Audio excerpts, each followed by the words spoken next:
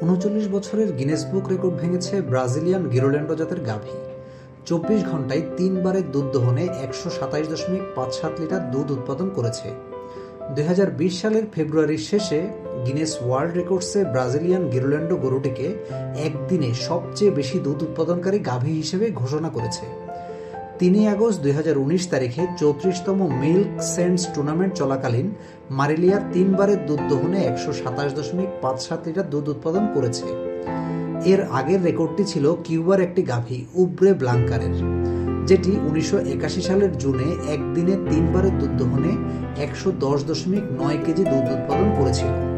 মারিলিয়ার জন্ম ১৬ মার্চ ২০১৪ সালে Sao Paulo রাজ্যের গিরোল্যান্ডো এনএস খামারে, আন্দ্রেস সুজা এবং গুস্তাভো সুজার মালিকানাধীন একটি খামার। গিরোল্যান্ডো ক্রস ব্রিডিং এর ফল ফ্রিজিয়ান হলস্টাইনের ৮ ভাগের ৫ অংশ এবং জেবু জাতের গিরের ৮ ভাগের ৩ অংশ।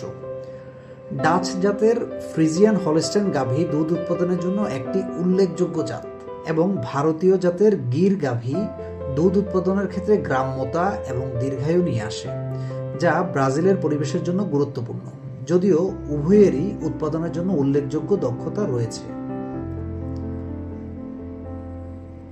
মারিলিয়া প্রজনন ক্ষমতার দিক থেকে খুব ভালো।